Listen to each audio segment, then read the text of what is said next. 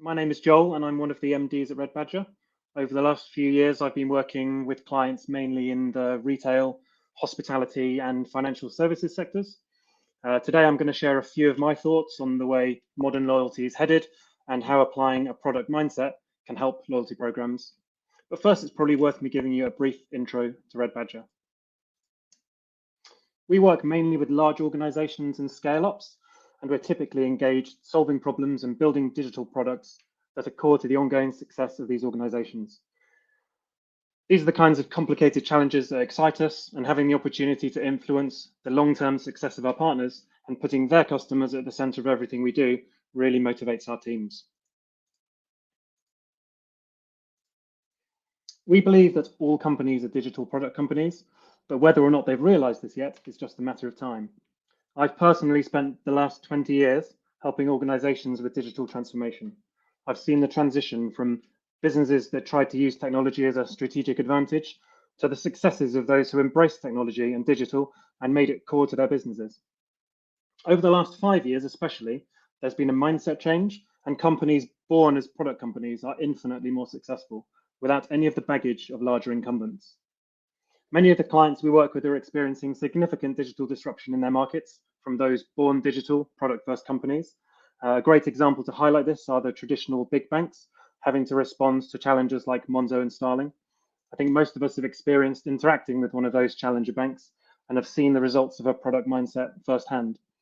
The entirety of banking services provided by Monzo are designed around the customer from the ground up as a fully featured, coherent digital product. At Red Badger, we're helping organizations be more digital product minded, instilling that continuous product delivery mindset. I want to take 30 seconds to set the scene on modern consumers. I know Chris is going to get into a lot more detail on this, and Gen Z specifically a bit later, so I won't labour the points too much, but consider this a bookmark to insert a lot more insight in a few drinks' time. The key consumer trends over the last 10 years have led to an infinitely more connected consumer with access to always on digital. It's not just sitting there passively in the background either, it's shouting out for attention with things like notifications all the time. Access to the customer has become much easier as the barrier to entry is lower. However, it has also become more fragmented with many more channels or spaces where customers want to engage with brands. Expectations around what a great experience in digital and increasingly across channels should be have already been elevated, especially by these digital first product organizations. Everything needs to be joined up, integrated, easy, and instant. Standing out in that space is really hard. So why is loyalty difficult? I've pulled out a few interconnected themes which may resonate. Any loyalty scheme needs to provide an equitable value exchange. What behavior am I encouraging you as a customer to do more of, and what am I giving you in return? Modern consumers have higher expectations, especially around where they derive value. It's not just the free coffee. These higher expectations come at a time where the cost of providing benefits has increased, and that value exchange still needs to work for the business too in terms of an investment to drive revenue. Loyalty programs can also go stale. Pure points-based schemes are no longer enough to entice membership and drive loyalty on their own, meaning enthusiasm can be low and there is slower participation uptake. As time goes on, this can also mean reduced penetration, and if penetration drops, this can also impact the value for the business in that exchange. So we're giving away too much and not generating the increase in customer value we expect. Retention is really difficult. Competition is fierce, especially with the direct-to-consumer brands, as the barrier to entry for those brands is so low. Platforms like Instagram and TikTok make it really easy to target individual customers. Retention really relies on the customer perception of your brand and having an emotional connection beyond just points and rewards. Finally, always on consumers and the sheer volume of digital channels means cutting through that noise is difficult. The number of schemes people engage with is not high and stickiness is difficult to achieve.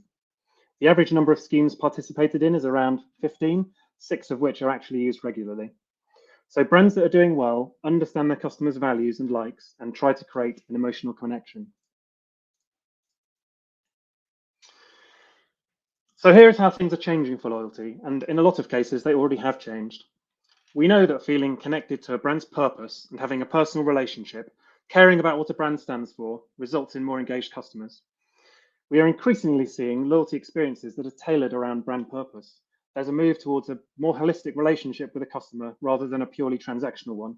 That means offering a variety of rewards depending on the individual, and maybe choosing the moment the reward is offered and associating with specific contexts. There is so much opportunity around data, moving it closer to the experience and using it to influence behavior. All of these things together highlight the shift to a lower friction experience, which can in turn deliver more instant gratification. I guess the point I'm trying to make here is things got complicated. This really isn't something that you can just buy off the shelf anymore. Data has always been a huge part of loyalty from a commercial viability point of view, in order to maximize that customer lifetime value. Historically, this has been taking place behind the scenes in a data lake, far removed from the customer experience. But there's far more opportunity to be using that data intelligently, and Starbucks is a great example of this. They launched their AI platform called Deep Brew in 2019. I think chess fans will appreciate that name. It's a machine learning platform sitting on top of decades of customer data. Starbucks are really early in getting their apps out there and starting to collect data from usage. Their clever use of this data enables a very personalized experience, but it can also enable Starbucks to push tailor-made recommendations according to the time of day and the frequency with which a customer may usually visit one of their locations.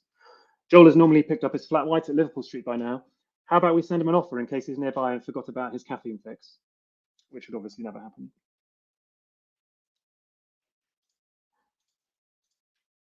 Another area I'm finding really interesting right now is the paid loyalty space, or premium loyalty programs, as they're sometimes called.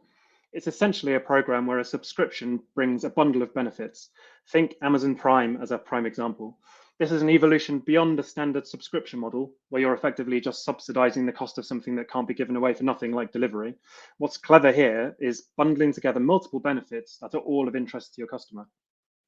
Once a customer is part of a paid scheme, they'll use that scheme to take full advantage of the benefits they're contributing towards. So, as these charts show, they'll buy more frequently, they'll be more likely to buy from you, and they'll spend more money for each transaction. So, as you can see from the research, the value generated by the change in customer behavior is altering how brands are starting to think about premium loyalty. A great example of a premium loyalty program with loads of the stuff on the right hand side of that list I showed you a minute ago is Lululemon. They're experimenting with a subscription based loyalty program that carries a variety of benefits. There's free products when you sign up, ongoing discounts, access to online workout sessions, physical in store events like early access sales, and in person physical activity sessions. It's being piloted in a number of cities in the US and Canada, and wherever it's launched, it sells out. It's a mixture of transactional and experiential benefits, and it's an example of a brand putting their loyalty at the center of their business and how they identify with their customers. Athleisure is a really competitive playing field, but focusing on their brand values and rewarding loyalty that resonates with their customers is really, really smart. I guess the question we can ask ourselves is, can we make loyalty central to our business? So, what does this mean for your customers, your product, and your businesses? Stop treating loyalty as though it's a separate entity and focus instead on how customers are interacting with your brand. You need to be thinking about how to reward all behavior across all parts of your product for all customer types. You need to be offering a far more nuanced experience with the customer at the center. If you do that, then you'll be in great shape to start shifting the dial.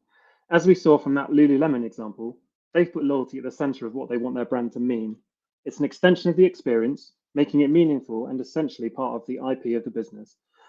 The more we think about loyalty in this way, the more woven into the fabric of a business it becomes. It's about understanding the experience your customers want to have with your brand, what their values are and what's important to them, and how you can create that mutually beneficial two-way relationship. Which brings us back to some of the points I was making at the beginning about that product mindset. It's about putting our customers at the center of everything we do and instilling a continuous product delivery mindset. If you're continually releasing updates to your customers, you can get closer to their needs by understanding what they really want through short feedback loops and a test and learn approach. It's not about large projects anymore with a single big investment, a fixed duration that carry significant amounts of risk. It's about smaller, continuous investments, consistently delivering value to your customers, resulting in incremental returns on that investment for your business. Not embracing a product mindset and serving customer needs effectively while all those around you are essentially means that you're standing still or worse. So finally, in conclusion, I want to leave you with two thoughts. Firstly, we can treat a loyalty ecosystem as a product.